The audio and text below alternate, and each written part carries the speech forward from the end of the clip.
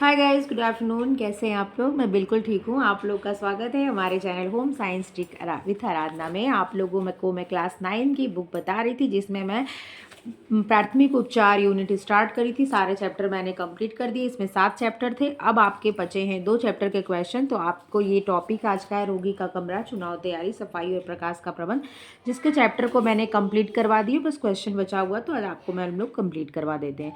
तो पहला क्वेश्चन है, मलपात्र की आवश्यकता किस दशा में होती है? तो इसका आंसर है मलपात्र की आवश्यकता रोगी के उठने बैठने में असमर्थ होने पर होती है। दूसरा क्वेश्चन है, रोगी के कमरे में धूप का उचित प्रबंध क्यों आवश्यक है? तो इसका उत्तर है कि सूर्य की किरणें अनेक रोगाणुओं को नष्ट करती हैं तथा रोगी को स्वास्थ्य लाभ करने में सहायक होती हैं।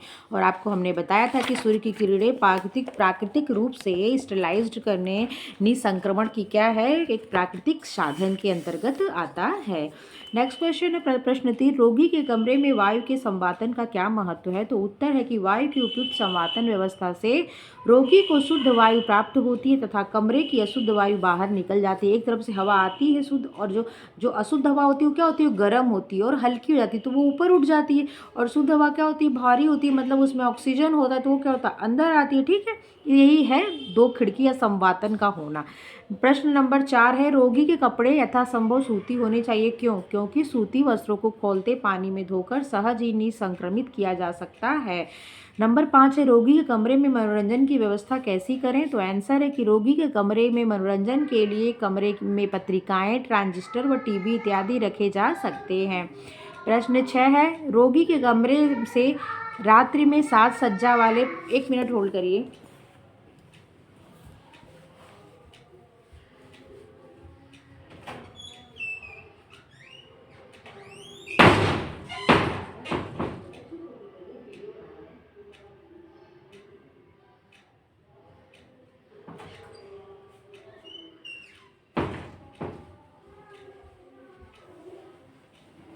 तो कहाँ थे हम, कि रोगी के कमरे के लिए मनोरंजन, आपको पता है पत्रिकाएं, ट्रांजिस्टर या टीवी इत्यादि रख दिया जाना चाहिए रोगी के कमरे में। नेक्स्ट क्वेश्चन है, रोगी के कमरे में रात्रि में साज सज्जा वाले पौधे अथवा फूलदान क्यों हटा देना चाहिए? तो आपको पता होना चाहिए कि रात्रि में पौधे में श्वसन क्रिया अधिक होती है और वो उल्टी होती है। ठीक है, रात में वो ऑक्सीजन न देके कार्बन डाइऑक्साइड देते हैं। ठीक है, नीम शायद एक ऐसा पौधा है जो रात और दिन दोनों क्या होता है, ऑक्सीजन ही देता है, जिसके फलस्वरूप हानिकारक कार्बन डाइऑक्साइड अधिक निष्कासित होते हैं।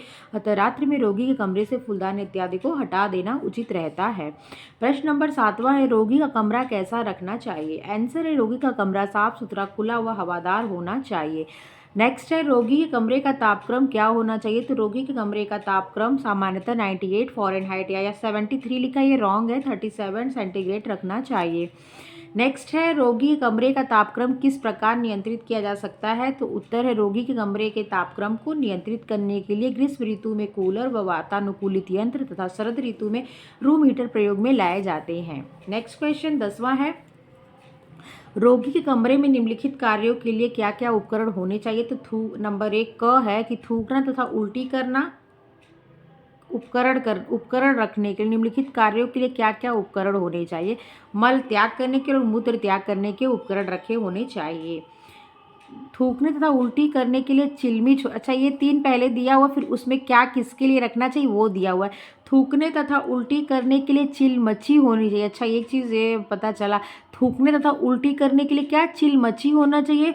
और रोगी के मल त्याग करने के लिए बेड पैन तथा मल पात्र होना चाहिए। रोगी के मूत्र विसर्जन के लिए मूत्रपात या यूरिन पॉट होना चाहिए। ये चीज़ है, थूकने तथा उल्टी करने के लिए चिलमची होना चाहिए। प्रश्न नंबर 11 है, रोगी के कमरे की एक विशेषता बताइए। तो रोगी का कमरा खुला हवादार होना चाहिए। नंबर 12 क्वेश्चन, रोगी का कमरा अलग क्यों होना चाहिए? तो उत्तर है, रोगी का कमरा घर के अन्य लोगों के स्थान से अलग होना क्यों आवश्यक है? आंसर है, रोगी का कमरा अलग होने का प्रमुख कारण रोगी को आराम देना तथा संक्रामक रोगों से अन्य सदस्यों को सुरक्षा प्रदान करना। कोविड के टाइम में जिसको भी होता था तो उसको कहते थे ना कि उनको क्या करना है, मतलब अलग रखना है।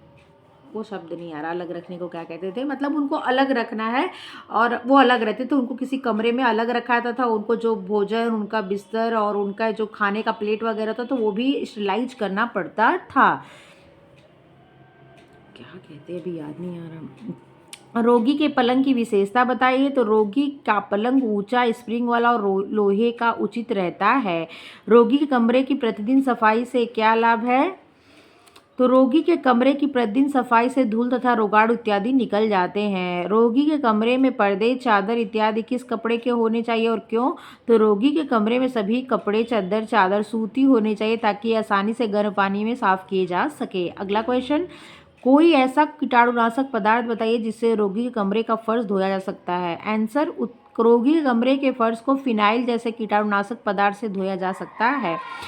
क्वेश्चन नंबर 70, रोगी के कमरे की स्थिति क्या होनी चाहिए? तो रोगी का कमरा सड़क के शोरगुल से दूर, मकान के पिछले भाग में होना चाहिए। अगर आपके पास ग्राउंड फ्लोर के बाद फर्स्ट फ्लोर है तो आप उसमें भी बना सकते हैं। अटैच लैट्रिन बाथरूम होने चाहिए, वॉशरूम मतलब अटैच होना चाहिए, उस जाली लगे होनी चाहिए, खिड़की में मच्छर मक्खी अंदर आने की व्यवस्था मतलब प्रवेश न कर पाए, इत्यादि चीज़ों का ध्यान देना चाहिए। प्लस शोरगुल इत्यादि से दूर हो कमरा। रोगी के कमरे में प्रकाश किस प्रकार का होना चाहिए? तो रोगी के कमरे में प्रकाश हल्का होना चाहिए, धूमा, दुधिया या हरा नीला प्रकाश उपयुक्त होता है। आ रहे बेटा। अगला वो विकल्पी देख लीजिए, रोगी के कमरे में किस प्रकार का प्रकाश होना चाहिए? हरा, लाल, दुधिया या रंगहीन? तो दुधिया होना चाहिए, ग सही है। दूसरा क्वेश्चन है, रोगी के पलंग पर चादर बिछाई जानी चाहिए, गहरे लाल रंग की, क हरे रंग की, काले रंग की या सफ़ेद रंग की? तो सफ़ेद रंग की सही है। रोगी के कमरे में आवश्यक विशेषता होनी चाहिए, क सामान्य चारपाई, स्प्रिंग द्वारा कसा हुआ पलंग, उपयुक्त में से कोई नहीं, तख्त वाला पलंग तो आपने पढ़ा था, स्प्रिंग द्वारा कसा हुआ पलंग।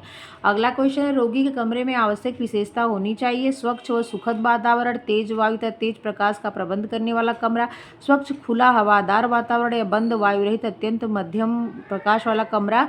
तो स्वच्छ खुला तथा हवादार वातावरण कमरा होना चाहिए, ग सही है।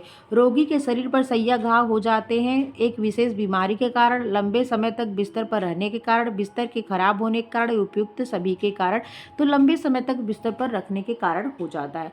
ड्रॉ सीट का अर्थ है बिस्तर पर बिछाई जाने वाली चादर, रबड़ की चादर, रबड़ या मोम जामे के ऊपर बिछाई जाने वाली छोटी चादर। तो ग सही होगा। नेक्स्ट क्वेश्चन है, रोगी के कमरे की सफाई आवश्यक है क्योंकि कमरे में धूल इत्यादि घुसती है। कमरे में रोगी के श्वास इत्यादि में जीवाणु भर जाते हैं, रोगी के शरीर में दुर्गंध निकलती है, उपयुक्त सभी। तो सही होगा डी, उपयुक्त सभी।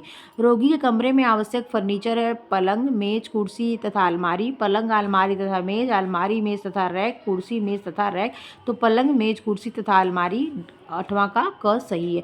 रोगी के मनोरंजन के लिए कमरे में होना चाहिए दीवारों पर चित्र, पत्रिकाएं, छोटा रेडियो अथवा ट्रांजिस्टर, पुस्तकें, दीवारों पर चित्र, सभी का मिला हुआ रूप ये है। तो आप क्या कहेंगे? घ सही है। चलिए, आप लोग अगर मेरी वीडियो पसंद आई तो लाइक शेयर सब्सक्राइब कर दीजिएगा। आप लोग मेरी वीडियो को देखते हैं उसके लिए धन्यवाद। अपना ध्यान रखिएगा। Take care.